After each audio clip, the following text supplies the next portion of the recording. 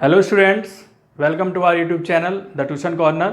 Video पसंद आए तो लाइक शेयर एंड सब्सक्राइब जरूर करें।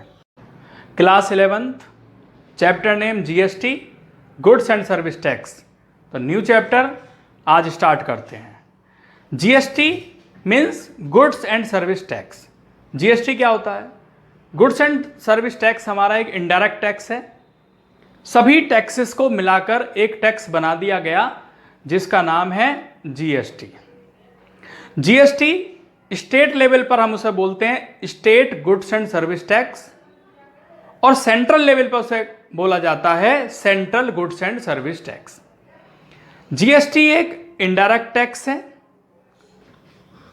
Goods and service tax is an indirect tax, और यह सभी गुड्स पर अप्लाई होता है जो भी गुड्स हम खरीदते हैं या बेचते हैं, या खरीदने के बाद अगर हम उस गुड्स को वापस कर देते हैं तब भी जीएसटी चार्ज होता है, और बेचने के बाद अगर गुड्स वापस आ जाता है तो उस पर भी जीएसटी चार्ज होता है। जीएसटी एक्ट जो पास हुआ पार्लियामेंट में 24 मार्च 2017 को पास हुआ पार्लियामेंट में, लेकिन ये इफेक्ट में कब से आया? 1 जुलाई 2017 से।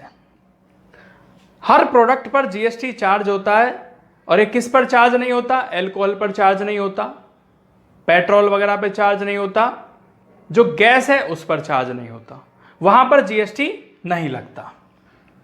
इसके बाद नेक्स्ट पॉइंट है ये टैक्स मर्ज इनटू जीएसटी। जो टैक्स जीएसटी में मर्ज कर दिए गए कौन कौन से हैं? सबसे पहला सेंट्रल लेवल के जो टैक्स थे जिन्हें मर्ज किया गया जीएसटी में, पहला है excise duty, service tax, central sale tax.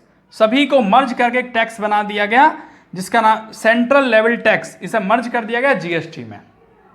उसके बाद ऐसे ही स्टेट लेवल टैक्स जो स्टेट पर चार्ज होते थे स्टेट लेवल पर, उन्हें मर्ज कर दिया गया। और वो कौन कौन से हैं? ऑक्ट्रियन एंट्री टैक्स है, purchase tax, entertainment tax, VAT, value added tax, luxury tax, taxes on lottery. इन सभी को मर्ज कर दिया गया, state level taxes merge into GST.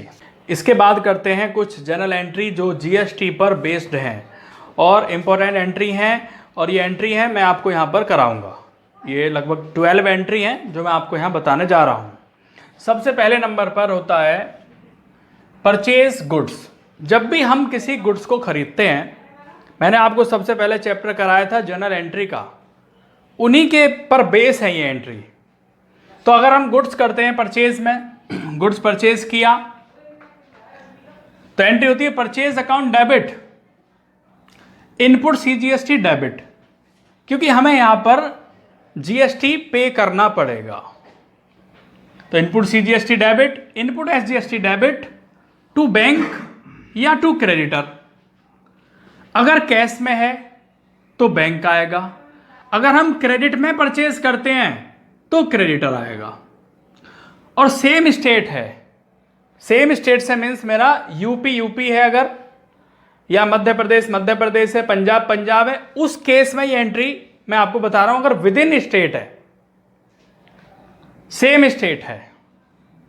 दूसरे नंबर पर अगर हमने गुड सेल किया तो सेल के लिए एंट्री होगी बैंक अकाउंट डेबिट, अगर कैश में सेल किया तो बैंक अकाउंट डेबिट, अगर क्रेडिट में सेल किया तो डेटर अकाउंट डेबिट, जिसको सेल किया to sales, to output CGST, to output SGST, क्योंकि यहां पे हम सेल करें तो पैसे हमें मिलेंगे। थर्ड नंबर पर अगर परचेज रिटर्न है, गुड्स परचेज करने के बाद जब वापस किया जाता है तो इट मीन्स पहले हमने क्रेडिट में परचेज किया होगा, और वापस करेंगे तो किसको वापस करेंगे? क्रेडिटर को। तो एंट्री होती है creditor debit to purchase return, to input CGST और टू इनपुट एसजीएसटी। तो यहां पर इनपुट ही अप्लाई होगा। उसके बाद अगर सेल्स रिटर्न है, सेल किया था, कैश में सेल करते हैं तो बैंक अकाउंट डेबिट, और क्रेडिट में सेल करते हैं तो डेटर डेबिट। डेटर मीन्स जिसको सेल किया। अब यहां पे क्या है? रिटर्न कर दिया। तो रिटर्न कब करेंगे? जब हमने बेचा होगा गुड्स, क्रेडिट में बेचा होगा तभी रिटर्न करेंगे। अगर हमें वो पसंद नहीं है गुड्स, बेच दिया गुड्स, अगर उसे कस्टमर को पसंद नहीं आया या उसमें कोई डिफेक्ट है या एनी अदर रीजन, तो एंट्री होगी sales return account debit, output CGST debit, output SGST debit to debtors. तो यहां पर ये देख रहे हो आप सेल वाली एंट्री यहां पर, तो क्या कर रहे हैं यहां पे सेल्स रिटर्न डेबिट, यहां पे आउटपुट है तो आउटपुट ही यहां पर आएगा रिटर्न के केस में भी। नेक्स्ट है 5th नंबर, अगर हम कोई फिक्स्ड एसेट्स खरीदते हैं तो एसेट्स खरीदते हैं क्या करेंगे, फिक्स्ड एसेट डेबिट। अगर कोई बिल्डिंग खरीदते हैं, प्लांट खरीदते हैं, मशीनरी खरीदते हैं या फर्नीचर खरीदते हैं तो fixed asset debit, input CGST debit, input SGST debit to bank account. इसके बाद अगर कोई भी एक्सपेंसेस है तो एक्सपेंसेस के केस में क्या करेंगे, एक्सपेंसेस क्या होगा, ऑल एक्सपेंसेस आर डेबिट, जितने भी एक्सपेंसेस हैं सब डेबिट होते हैं, तो expenses debit, input CGST debit, input SGST debit to bank. Central goods and service tax, SGST means state goods and service tax to bank.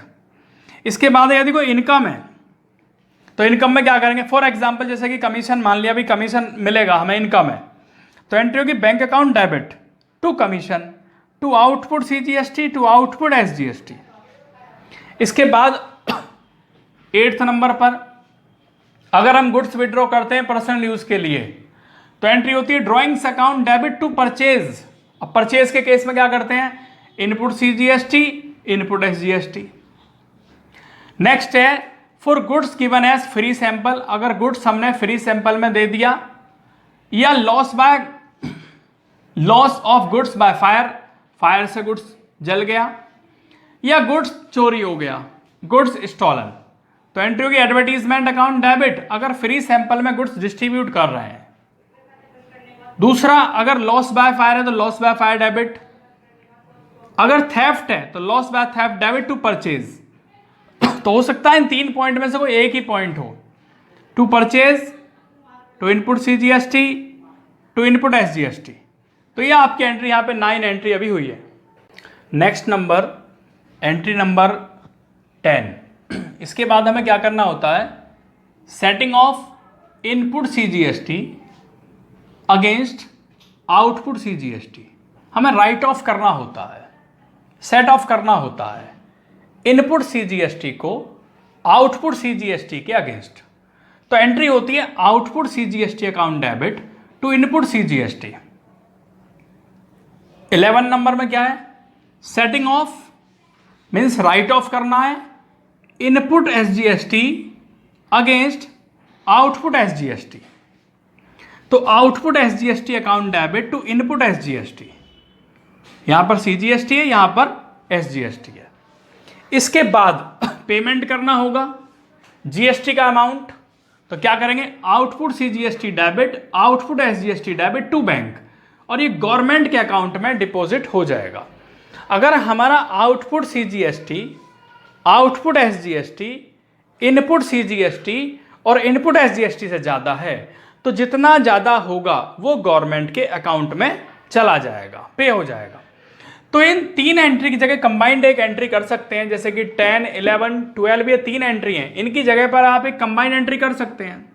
क्या, output CGST debit, output SGST debit to input CGST, to input SGST and to bank, जो government को payment कर दिया।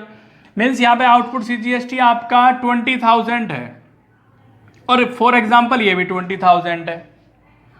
अब ये कितना है input CGST, मान लेते हैं ये 18,000 है, और ये कितना है, मान लेते हैं ये भी 18,000 है। तो यहाँ से अगर ये माइनस करें तो कितना बचता है, 20,000 माइनस 18,000, 2,000, और इसमें कितना बचता है 2,000, तो यहाँ पे कितना आ जाएगा 4,000। इस तरीके से आप ये 4,000 यहाँ पेमेंट में लिख दोगे।